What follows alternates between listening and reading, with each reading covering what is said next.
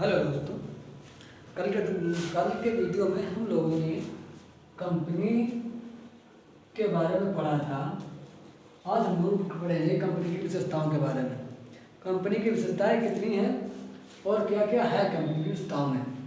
तो पहले बिना देर किए हुए शुरू करते हैं। पहली विशेषता है इसकी ऐच्छिक एवं समामेलित। ऐच्छिक एवं समामेलित। दूसरी विशेषता इसकी है विधान द्वारा निर्मित कृत्रिम व्यक्ति।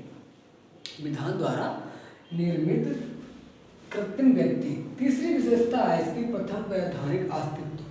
प्रथम वैधानिक अस्तित्व यह होगी। उसके बाद चौथी विशेषता है इसकी स्थायी तथा शाश्वत उत्तराधिकार। शाश्वत उत्तराधिकार। पांचवी विशेषता इसकी है सीमित दायित्व। पांचवी विशेषता इसकी है सीमित दायित्व। और छठवीं इसकी विशेषता है अंशधारी एजेंट। अंशधारी एजेंट होते हैं या नहीं होते हैं, अभी इसके बारे में हम डिटेल में पढ़ेंगे। उसके बाद सातवीं विशेषता है इसकी सर्वमुद्रा। आठवीं विशेषता है सदस्यों की संख्या। नवीं विशेषता है संपत्ति का स्वामित्व। और 10वीं विशेषता है कंपनी एक नागरिक है या नहीं, इस पर हम भी चर्चा करेंगे।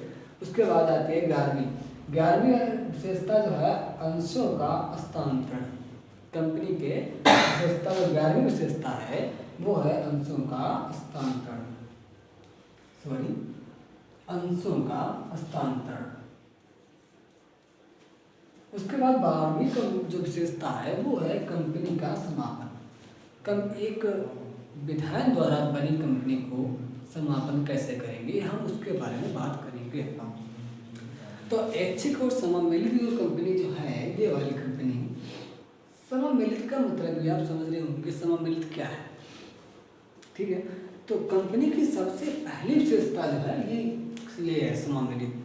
इसमें कंपनी या यहाँ जो समामेलन होता है, इस कंपनी की विशेषता पहली विशेषता जो है, इसका जो समामेलन होता है वो समामेलन कंपनी अधिनियम के अंतर्गत होता है, ठीक है। इसका जो समामेलन होता है वो किसके अंतर्गत होता है, कंपनी अधिनियम के अंतर्गत।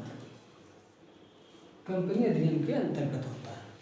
उसके बाद आता है विधान द्वारा निर्मित कृत्रिम व्यक्ति, ये वाली, ठीक है। इसमें क्या गया, कृत्रिम व्यक्ति का मतलब क्या है, समझ रहे होंगे। व्यक्ति ये कंपनी की दूसरी जो है विशेषता है। इसमें कहा गया है कंपनी एक कृत्रिम व्यक्ति के समान कार्य करती है जिसका निर्माण संगठन एवं समापन कंपनी विधान द्वारा किया जा सकता है। इसका जो समापन है और जो निर्माण है वो कंपनी अधिनियम के अंतर्गत किया जाता है। यानी समापन भी यहीं से होगा कंपनी अधिनियम से, और निर्माण भी एक कंपनी अधिनियम के द्वारा ही होगा, ठीक है सर। इसके बाद कहा है कि जिस प्रकार एक व्यापारिक व्यक्ति दूसरे पर मुकदमा चला सकता है और दूसरे उस पर मुकदमा चला सकते हैं, ठीक उसी प्रकार कंपनी भी दूसरों पर मुकदमा चला सकती है तथा दूसरे व्यक्ति भी उसी प्रकार कंपनी पर मुकदमा चला सकते हैं। जिस प्रकार एक व्यावसायिक व्यक्ति सेवा का क्रय विक्रय कर सकता है तथा संपत्ति खरीद या बेच सकता है, उसी प्रकार एक कंपनी भी वस्तु या सेवा का क्रय विक्रय कर सकती है। यानी कंपनी भी एक व्यक्ति हो जाती है। इसमें लिखा गया है विधान द्वारा निर्मित कृत्रिम व्यक्ति, यानी जो कंपनी अधिनियम के द्वारा जो निर्मित कंपनी की गई है, इसका निर्माण किया गया है कंपनी अधिनियम के द्वारा, वह भी एक व्यक्ति हो जाती है। कृत्रिम व्यक्ति मतलब क्रय और विक्रय कर सकती है, ठीक है। ये हो गया दूसरी विशेषता हो गई। अब बात आती है तीसरी विशेषता की, यानी पृथक वैधानिक अस्तित्व, ठीक है सर। इसके बारे में हम पढ़ते हैं। पृथक वैधानिक अस्तित्व का मतलब होता है कि विधान द्वारा निर्मित होने के कारण एक कंपनी अपने अंशधारियों से पृथक वैधानिक अस्तित्व होता है। अपने जो उसके एक कंपनी के जो उसके अंशधारी होते हैं उनसे अलग जो है पृथक वैधानिक अस्तित्व होता है। भारत के उच्चतम न्यायालय के न्यायाधीश हिदायतुल्ला के अनुसार एक समामेलित कंपनी का पृथक अस्तित्व होता है। भारत के उच्चतम न्यायालय के हिदायतुल्ला जो थे न्यायाधीश, हिदायतुल्ला जो न्यायाधीश थे हाईकोर्ट के उच्चतम न्यायालय के, उनके द्वारा उन्होंने बताया था कि एक समामेलित कंपनी का पृथक अस्तित्व होता है। एक समामेलित कंपनी का पृथक अस्तित्व होता है तथा कानून इसे अपनी सदस्यों से पृथक मानता है। ऐसा पृथक अस्तित्व समामेलन ही उत्पन्न हो जाता है। ठीक है सर, इसमें एक केस दिया गया है, इसी में एक केस दिया गया है सालोमन बनाम सालोमन एंड कंपनी। इसी में एक केस दिया गया है, मैं लिख लेता हूँ साइड से, सालोमन बनाम Salomon and company, Salomon and company. इसमें ये एक केस दिया गया है। किसमें दिया गया? पृथक वैधानिक अस्तित्व में एक केस दिया गया है। इसमें केस में कहा गया है कि इस बात में हाउस ऑफ लॉर्ड द्वारा यह अभिनिर्धारित किया गया कि एक कंपनी अपने सदस्यों से स्वतंत्र एक निगमित अस्तित्व स्थायी है। ठीक है, इसमें क्या कहा गया? इसमें कहा गया कि जो हाउस ऑफ लॉर्ड थे उनके द्वारा यह बताया गया, उन्होंने कहा कि कंपनी जो है, कंपनी अपने सदस्यों से स्वतंत्र एक निगमित अस्तित्व रखती है। ठीक है, इस केस में ये कहा गया। उसके बाद हम बात करते हैं सर स्थायी तथा शाश्वत उत्तराधिकार। इसमें क्या कहा गया? स्थायी तथा शाश्वत उत्तराधिकार में कहा गया कि कंपनी का अपेक्षाकृत स्थायी होता है, अतः किसी सदस्य के मर जाने तथा व्यक्तिगत रूप से दिवालिया हो जाने पर या कंपनी के पृथक होने का कंपनी के अस्तित्व पर कोई प्रभाव नहीं पड़ता है। एक के बाद दूसरा अंशधारी आता है और जाता है। ठीक है, इस संबंध में यह कहा गया कि कंपनी की विधि मान्यता केवल इसलिए समाप्त नहीं हो जाती कि इसका कोई भी सदस्य विधिमान नहीं है।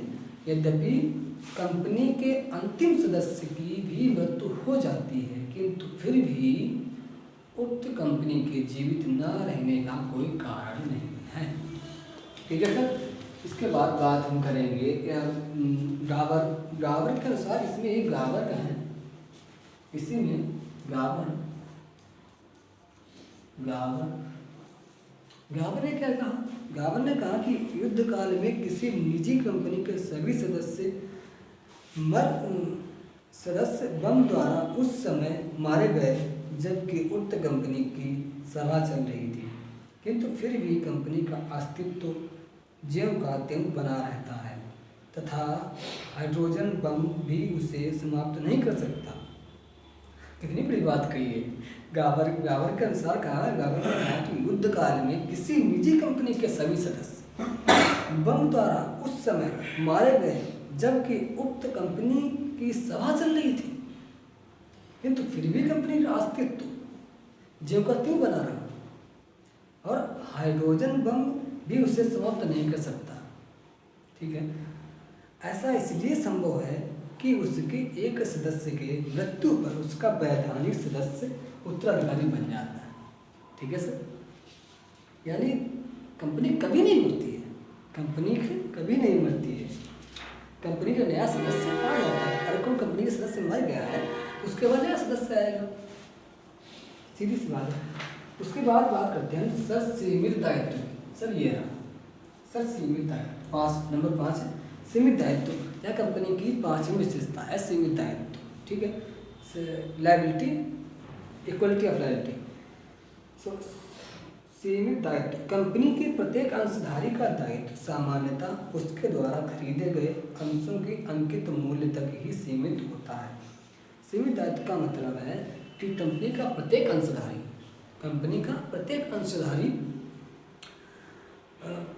अंशधारी का सामान्यतः दायित्व, कंपनी के प्रत्येक अंशधारी का दायित्व सामान्यतः उसके द्वारा खरीदे गए, यानी अंशधारी जो है उसने जो अपना अंश खरीदा है उसके अंशों के अंकित मूल्य तक ही सीमित रहता है। मान लीजिए 10 रुपये का किसी ने सामान खरीदा है, तो उसका 10 रुपये का जो प्रॉफिट होगा उसके पैसों के 10 रुपये के बराबर ही उसे आंसर दिया जाता है। उसका लिमिट जो है वो अंश जो लिमिट है वो सीमित रहता है। उसके बाद बात करते हैं कि हानि होने की दशा में कंपनी के ऋणदाता अंशधारियों की निजी संपत्ति पर किसी भी प्रकार हस्तक्षेप नहीं कर सकते हैं। ठीक है, इसमें कहा गया है कि अगर कंपनी को कोई नुकसान होता है, कोई हानि होती है, तो उसके जो ऋणदाता हैं वो कंपनी पर कोई हस्तक्षेप नहीं कर सकते हैं। ठीक है सर, ये हो गया सर सीमित दायित्व की बात। अब हम बात करते हैं सर अंशधारी एजेंट की। 6 कंपनी की जो छठी विशेषता है वो है अंशधारी एजेंट। अब हम बात करते हैं अंशधारी एजेंट क्या है। तो अंशधारी एजेंट होते हैं या नहीं होते हैं, इसमें ये हम बताएंगे। तो अंशधारी एजेंट जो है वो नहीं होते हैं सर। कंपनी का एक प्रमुख लक्षण यह भी है कि इसके अंशधारी एजेंट के रूप में कार्य नहीं कर सकते हैं। अतएव कंपनी की दशा में अंशधारी अपने कार्यों से कंपनी को आबद्ध नहीं करता। कंपनी का कोई एजेंट नहीं होता है या कंपनी के ऊपर एजेंट का कोई कार्य नहीं होता है। यानी कंपनी जो एजेंट जो है वो कंपनी के रूप में कार्य नहीं कर सकता, यानी एजेंट कंपनी का कार्य नहीं कर सकता। एजेंट कंपनी का कार्य नहीं कर सकता है। कंपनी का कार्य सिर्फ और सिर्फ उसके अंशधारी ही करेंगे, उसके सदस्य ही करेंगे, उसके डायरेक्टर ही करेंगे। अब बात आती है सर सर्वमुद्रा की। सर्वमुद्रा क्या है, या कंपनी की विशेषता जो है 7वें नंबर पे आती है सर्वमुद्रा। तो सर्वमुद्रा कंपनी के सामूहिक अस्तित्व का प्रतीक है। सर्वमुद्रा जो है वो कंपनी के सामूहिक अस्तित्व का प्रतीक है। कहने का मतलब है कंपनी का कोई शरीर नहीं होता है, कंपनी का कोई शरीर नहीं होता, इसलिए कंपनी प्राकृतिक व्यक्ति की तरह हस्ताक्षर नहीं कर सकती है।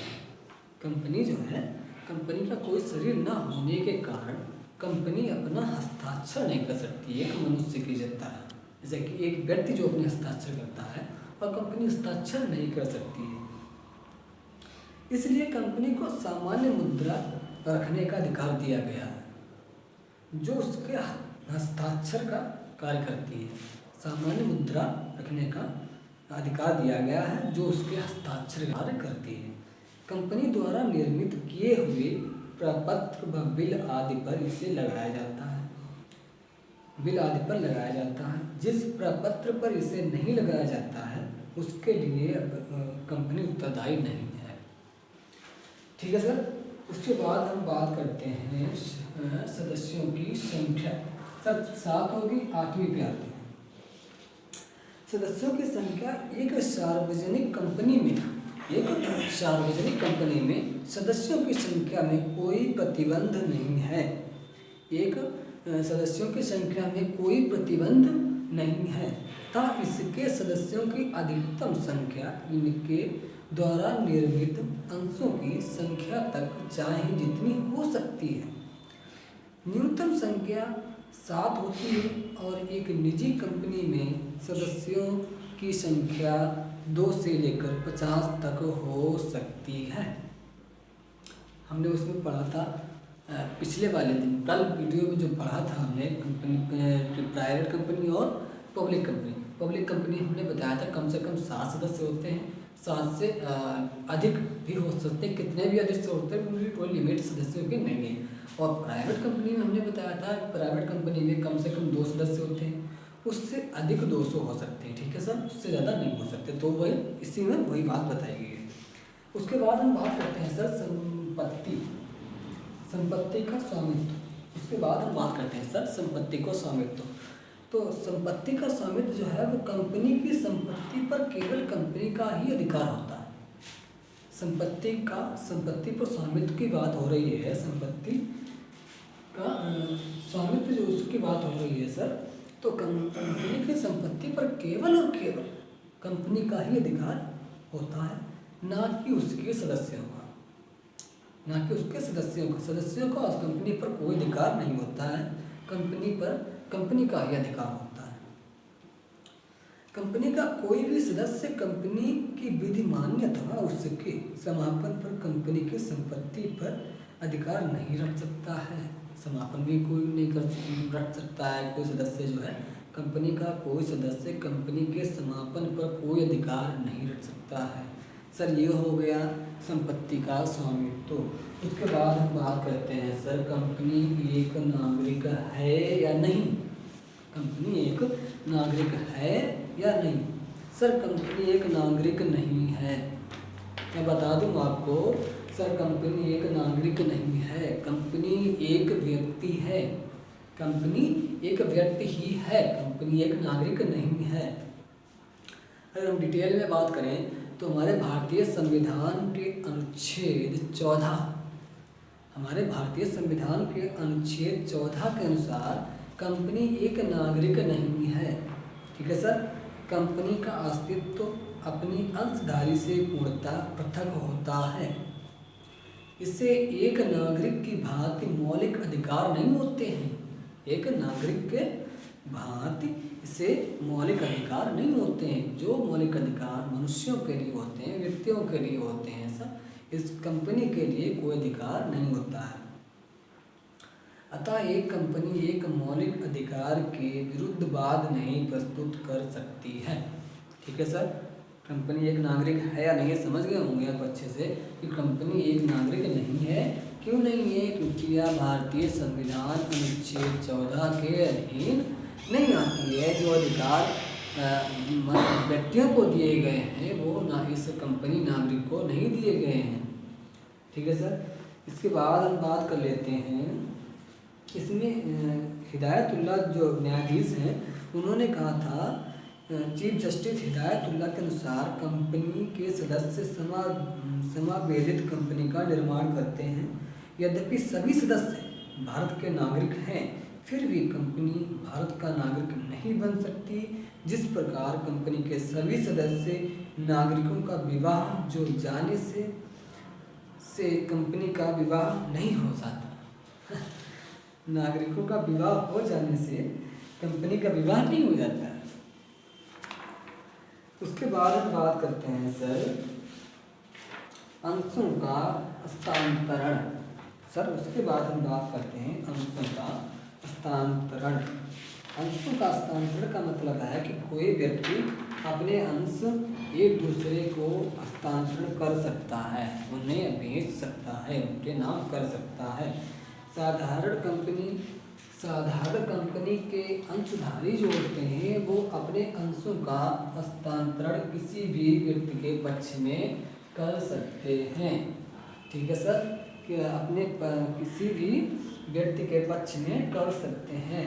जिस प्रकार जिस व्यक्ति को कोई अंश एवं ऋणदाता हस्तांतरित किए जाते हैं उसको भी वही अधिकार प्राप्त होते हैं जो अंश एवं ऋण हस्तांतरणकर्ता को प्राप्त होते हैं। ठीक है सर। ये हो गया सर इसके बारे में अंशों का हस्तांतरण, यानी एक व्यक्ति सामान्य एक व्यक्ति दूसरे व्यक्ति को अपने अंश का हस्तांतरण कर सकता है। ठीक है सर। ये मेन लाइन हो गई। उसके बाद सर बात करते हैं कंपनी का समापन, यानी कंपनी का समापन कैसे होता है। कंपनी का समापन कैसे होता है? ऐसे थोड़ी ना कंपनी मर जाती है, ऐसे थोड़ी ना कंपनी समाप्त कर दी जाती है, ऐसा नहीं होता है। जिस प्रकार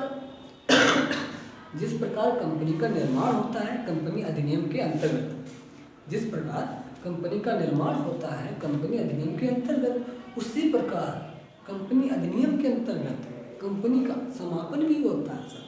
ऐसे नहीं छोड़ दी जाती है।